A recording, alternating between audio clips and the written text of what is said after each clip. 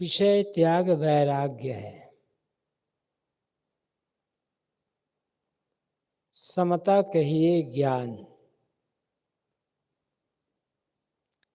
सुखदाई सब जीव सो,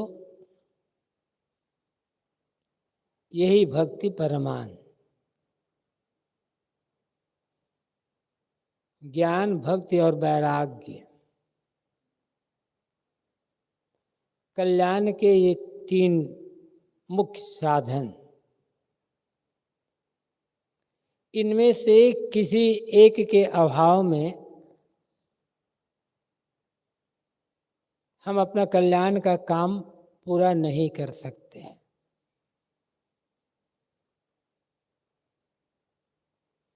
तीनों की आवश्यकता है।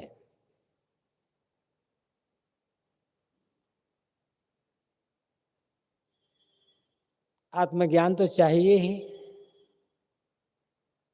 फिर वैराग्य भी चाहिए और भक्ति चाहिए। इस साखी में सदगुरु कबीर बहुत संक्षिप्त में, थोड़े में तीनों को बता देते हैं। वैराग्य क्या है? विषय त्याग वैराग्य है। घर का त्याग वैराग्य नहीं है। रुपये पैसे का, धन दौलत का त्याग वैराग्य नहीं है। अमुक अमुक चीजों का त्याग वैराग्य नहीं है। क्योंकि घर, रुपये पैसे या अमुक चीज कल्याण में बाधक नहीं है।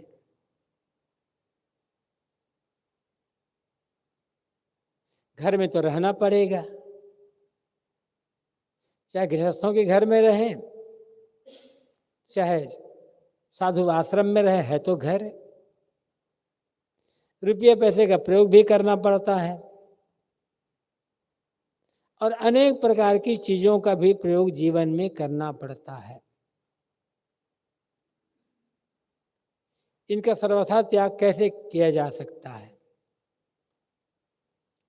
यहां साहब कहते हैं विषय त्याग वैराग्य है। विषय का त्याग, या विषय का त्याग का मतलब है विषयों की आसक्ति का त्याग।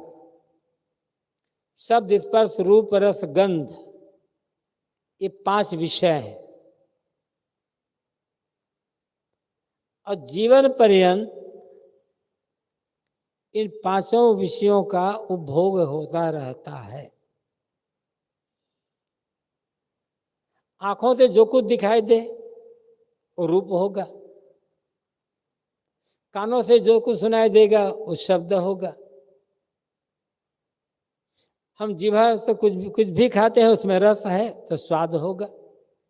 ठंडी, गर्मी, कठिन, कोमल, शीत, गर्म का स्पर्श होता ही है। गंध सुगंध का ज्ञान भी होता रहता है। इनका सर्वथा त्याग कैसे किया जा सकता है?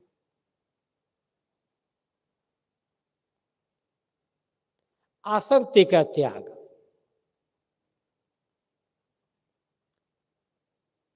जो विषय मन और इंद्रियों को चंचल करने वाले हैं, जो सिर्फ सुख भोग की दृष्टि से ग्रहण किए जाते हैं,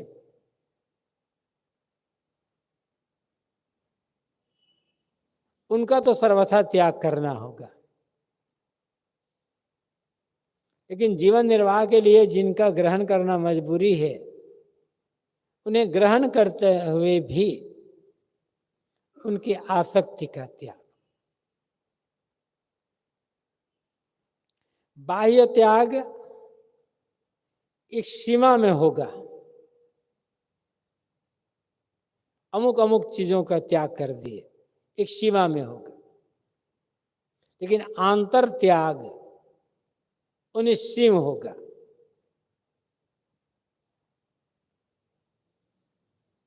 बाह्य त्याग की आवश्यकता है, किंतु आंतर त्याग के बिना बाह्य त्याग काम नहीं आएगा।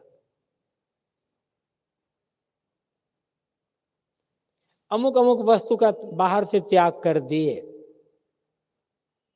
किंतु मन में उनके प्रति आकर्षण बना हुआ है, उनकी आसक्ति बनी हुई है, उनमें सुख का भ्रम बना हुआ है, तो बाहर का त्याग कल्याण में सहायक नहीं होगा, फिर वैराग्य नहीं है। विषयों के त्याग के अतिरिक्त के साथ साथ विषयों के प्रति जो आकर्षण है, उनमें जो आसक्ति है, सुख का भ्रम है, इसका त्याग करना होगा, और यही वैराग्य है।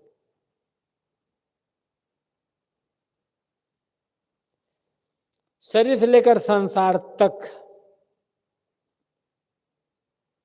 जो कुछ भी दृश्यमान है, किसी के प्रति भी अहम मम की भावना ना हो। अहम मम की भावना का पूरा त्याग हो गया, ये वैराग्य है। शरीर भी विषय है एक, शरीर का त्याग कैसे करेंगे? शरीर के त्याग से मुक्ति थोड़ी मिलेगी। शरीर के प्रति मैं बुद्धि है,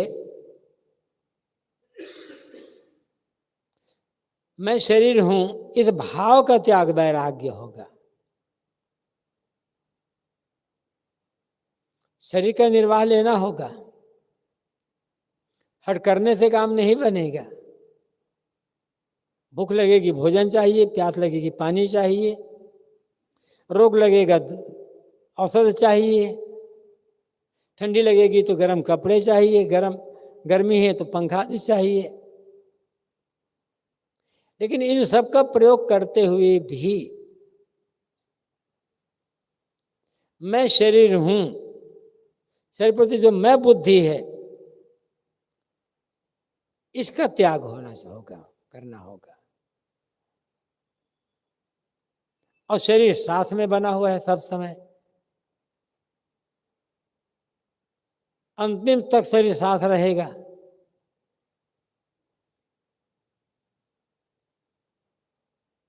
इसका त्याग तो हो नहीं सकता। किंतु देह के प्रति जो मैं बुद्धि है, देहाभिमान है, इसका त्याग कर दें तो शरीर बंधन का कारण नहीं बनेगा। जब तक शरीर के प्रति मैं बुद्धि का त्याग नहीं होगा, तब तक बाहरी किसी विषय का त्याग नहीं हो सकता। अंदर से उनके प्रति ललक बनी रह जाएगी। बाहर से तो त्याग दिए है, ये अंदर ललक है। मैंने अमुक अमुक वस्तु का त्याग कर दिया, ये भाव भी मन में नहीं ना आए, तब वैराग्य है। और यदि है मन में कि मैंने अमुक अमुक वस्तु का त्याग किया, इसके प्रति एक अहम भाव आया, तो वैराग्य नहीं है, वैराग्य का दिखावा है, क्योंकि अभी भीतर से त्याग नहीं हुआ है उसका।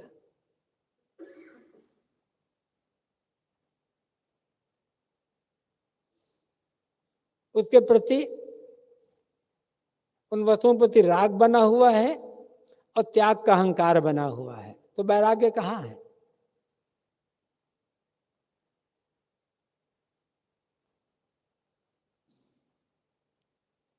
विषय त्याग वैराग,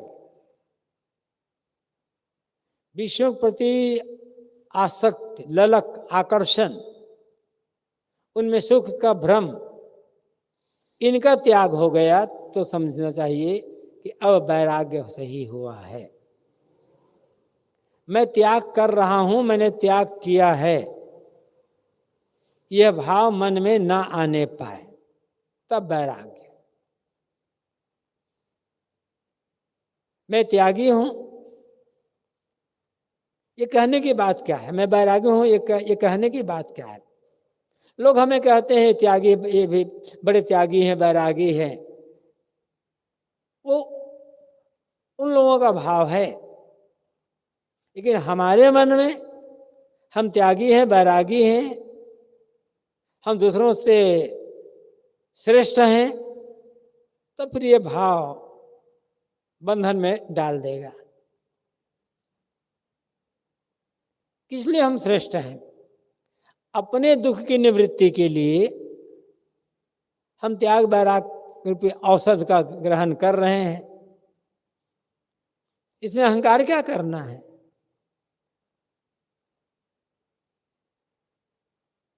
इसलिए मैं त्यागी बैरागी हूं, इसलिए मैं दूसरों से श्रेष्ठ हूं, ये भाव मन में है, ये भाव हमें भटका देगा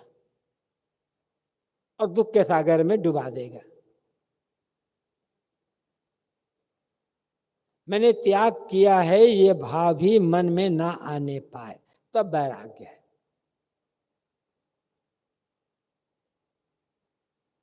जिनका त्याग किया, इसलिए कहा गया ना, तर्क तर्क त्याग के अहंकार का भी त्याग,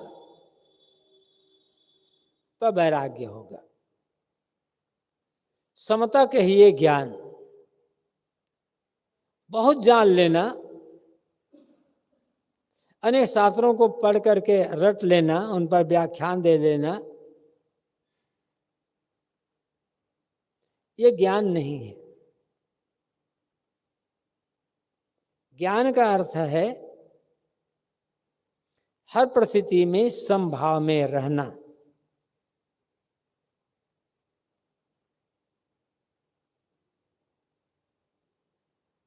जीवन में द्वंद्व आएंगे, अनुकूलता प्रतिकूलता के द्वंद्व, हानि लाभ के द्वंद्व, मान अपमान के द्वंद्व, निंदा प्रशंसा के द्वंद्व। इनसे कोई बचा नहीं है, कोई बचेगा भी नहीं।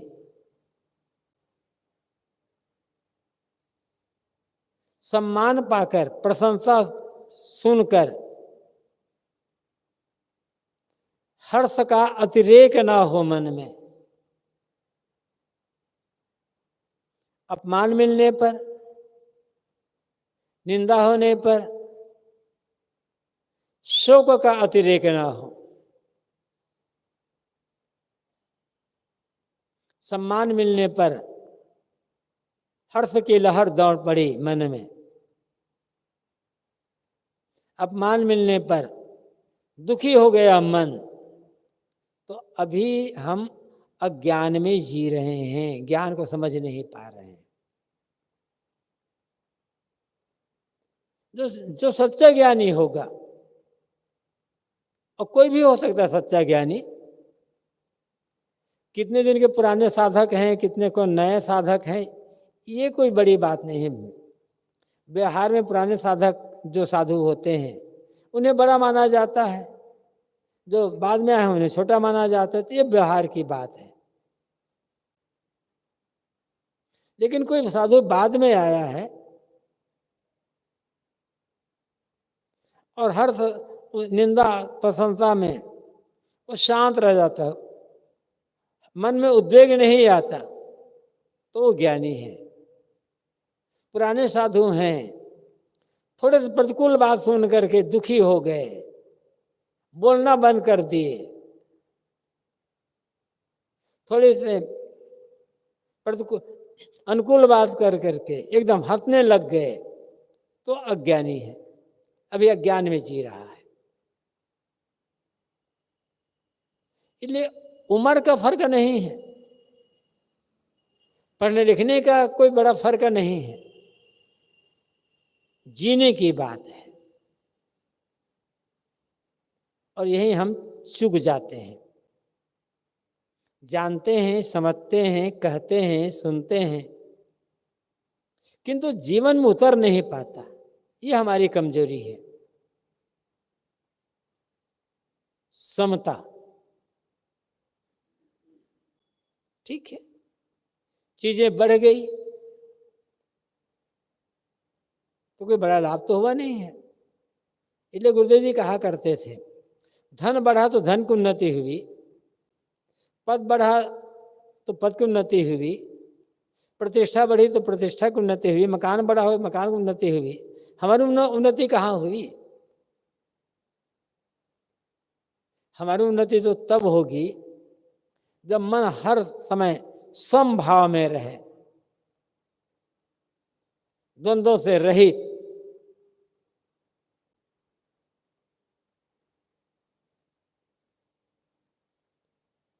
जो कहानी है अनेक बार कही गई है, सब जानते हैं। एक आश्रम, बहुत से साधु संत रहते थे। एक दिन एक भक्त दूध देने वाले एक अच्छी गाय लेकर के आ गया कि महाराज यहाँ संत रहते हैं, दूध की आवश्यकता होती है, ये गाय मैं आश्रम को दे रहा हूँ। बांधकर चला गया। अन्य जो साधक साधु थे बड़े खुश हो गए, जाकर गुरु को बताए, गुरु जी अमुक भक्त ने एक गाय दे दी है और गाय खूब दूध देती है, और आश्रम को देकर भगत गए। गुरु ने कहा ठीक है, अच्छी बात है, आश्रम के साधुओं को पीने के लिए दूध मिल जाएगा, कहीं बाहर नहीं जाना पड़ेगा, मांगना भी नहीं पड़ेगा, अच्छी बात है।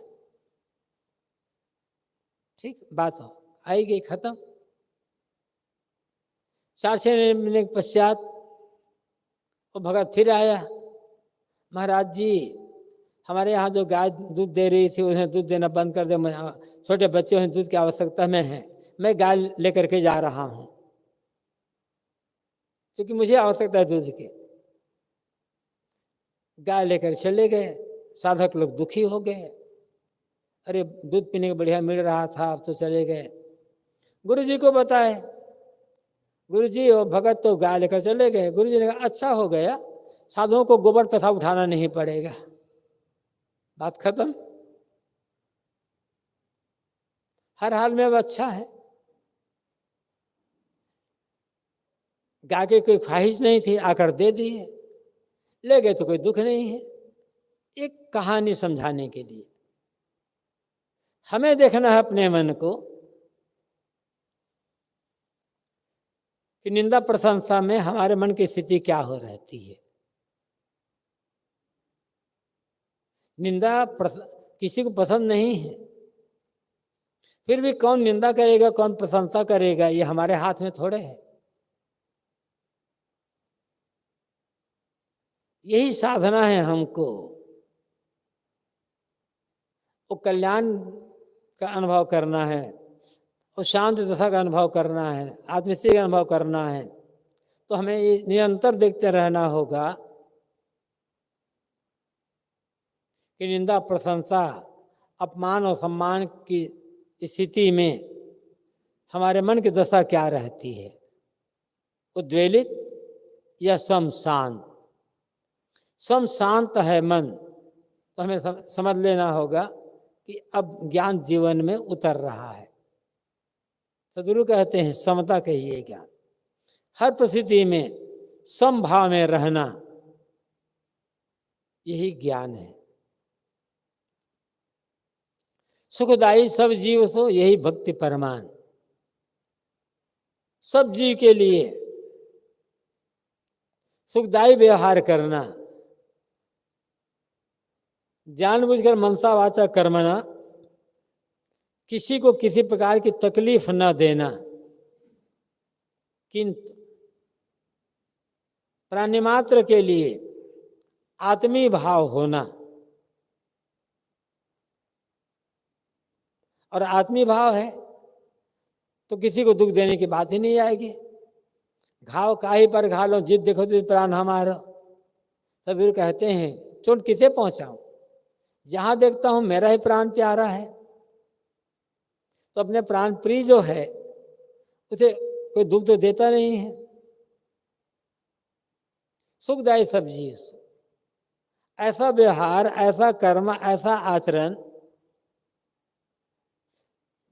जिससे हमारे मन में प्रसन्नता हो और दूसरों को भी प्रसन्नता मिले, सुख मिले, उनकी सेवा हो, एक अच्छी प्रेरणा मिले, यही व्यवहार प्रामाणिक भक्ति है। भक्ति का अर्थ कोमलता है, विनय है, वंदना है, उपासना है, बहुत कुछ है। भक्ति का अर्थ है विनम्रता पूर्वक व्यवहार करना।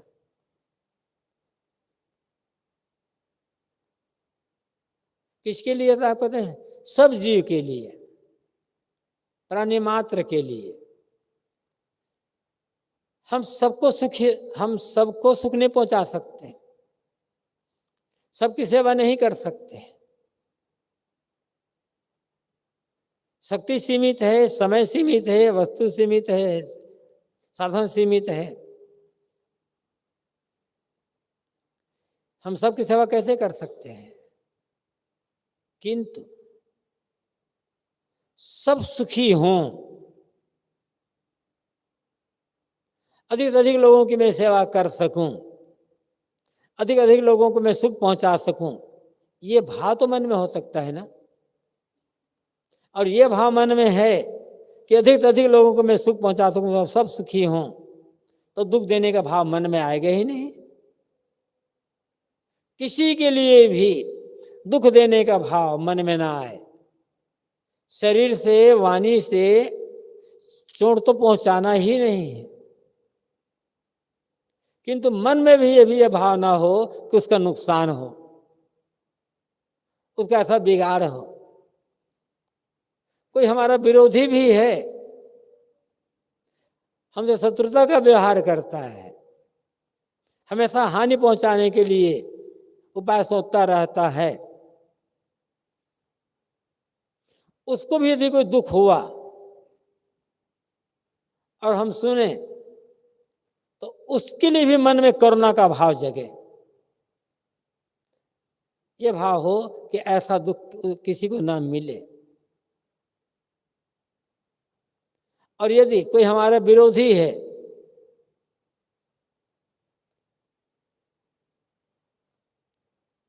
उसको लाभ हो गया, उसे वो बहुत सुखी हो गया, आगे बढ़ गया, सुन करके हमारे मन में अमरस आ गया, दुख हो गया, उसे कोई बड़ा दुख हो, बड़ा घाटा हो गया और भयंकर दुख में वो पड़ गया, सुनकर हमारे मन में खुशी के लहर दौड़ पड़ी, तो अभी हमने भक्ति को समझा ही नहीं है, शुरुआत भी हमारी नहीं हुई है।